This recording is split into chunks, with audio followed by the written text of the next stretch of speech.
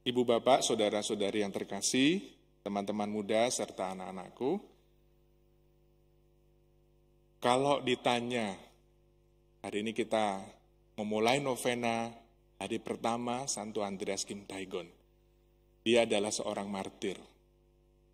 Kalau ditanya, baik yang di rumah mengikuti Ekaristi secara live streaming, atau para petugas yang ada di sini, siapa di antara kita yang bersedia menjadi martir? Oh itu, ada yang bilang, nggak mau Romo.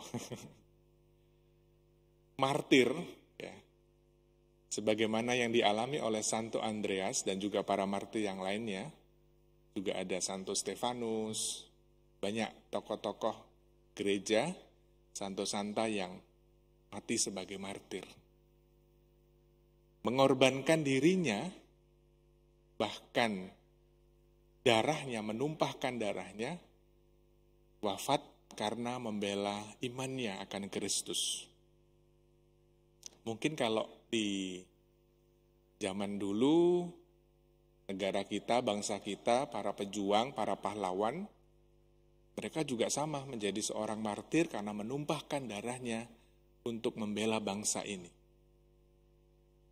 Tetapi kita sebagai orang beriman Kristiani, pertanyaannya apakah kita siap menjadi seorang martir Kristus? Itu pertanyaan pertama. Pertanyaan kedua, bagaimana kita bisa menjadi martir Kristus di zaman kita sekarang? Orang bilang zaman milenial. Apa yang bisa kita lakukan? Apa yang bisa kita buat? Mungkin kita tidak buru-buru langsung, ya sudah Romo saya mau jadi martir, menumpahkan darah mati. Tapi matinya dengan konyol, itu bukan martir. Ya. Misalnya saja, dalam konteks kita pandemi, bagaimana kita mencoba mempertahankan diri kita dengan protokol kesehatan, berjuang untuk melaksanakan arahan dari pemerintah. Buat saya secara pribadi, itu menjadi contoh latihan kita menjadi martir-martir kecil. Kita berpartisipasi sebagai orang beriman Kristiani, sebagai warga yang mencoba untuk bukan hanya demi keselamatan diri sendiri, tetapi juga demi keselamatan orang lain. Maka sebetulnya kemartiran ini bisa kita maknai lebih luas di dalam konteks kita, di dalam zaman kita yang sekarang, ataupun di dalam pengalaman hidup kita, keluarga maupun di dalam komunitas kita. Menarik buat saya ketika kita merenungkan bacaan pertama dari surat Rasul Paulus kepada Timotius. Konteksnya adalah Paulus ingin mengingatkan kepada Timotius, pada saat itu dia menjadi pemimpin gereja di Efesus, pemimpin yang sangat muda. Paulus mengingatkan bahwa hati-hati, begitu banyak orang-orang yang melakukan ajaran-ajaran palsu, menyebarkan ajaran-ajaran palsu, melenceng dan keluar dari gereja dengan kesemenang-wenangan, dengan cara hidupnya yang tidak benar, lalu hidupnya selalu mengarah kepada yang namanya dosa.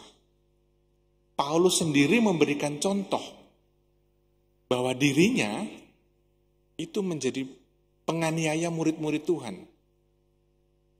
Tetapi karena belas kasih Allah, Paulus bertobat. Kita pasti sudah hafal kisahnya.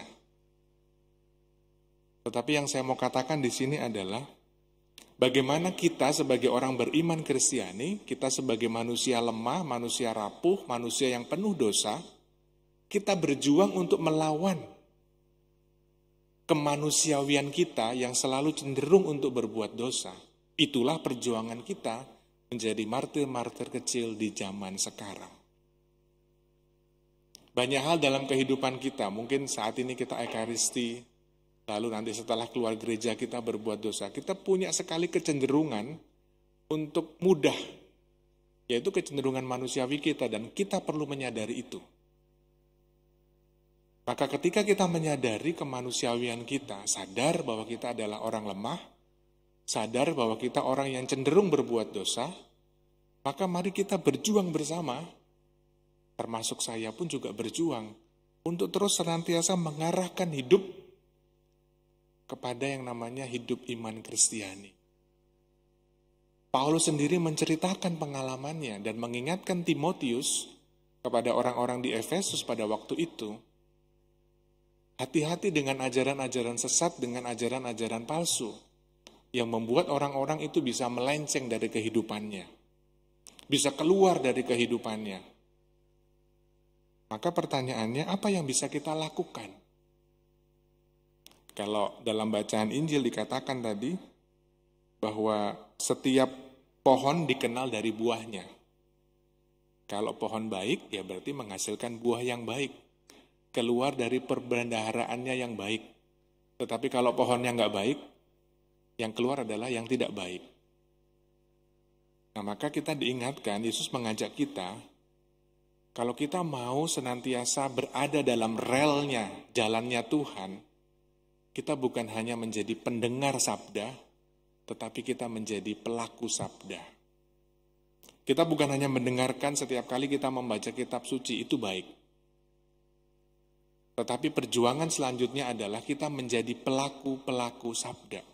Kita pun melakukannya. Nah, itu perjuangan pasti. Ketika kita baca, kita memahami, kita rasapkan dalam hati kita, itu oke. Itu saya bisa kok Romo. Tetapi sekarang perjuangan selanjutnya adalah kita menjadi pelaku sabda. Dan itulah yang dikehendaki oleh Yesus.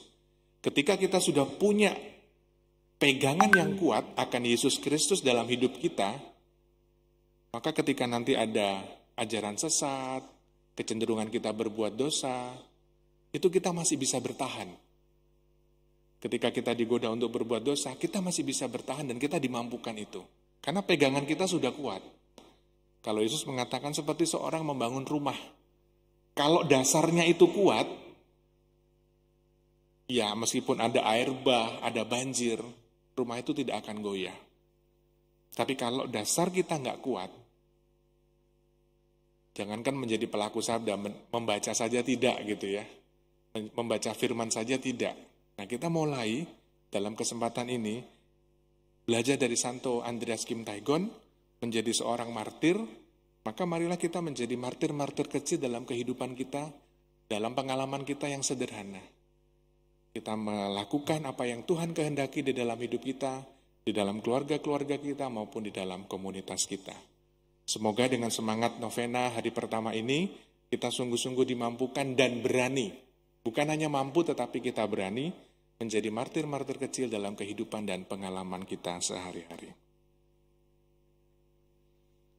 Tuhan yang Maha Baik, kami sadar bahwa kami adalah orang-orang berdosa, orang-orang yang lemah, orang-orang yang seringkali cenderung berbuat dosa.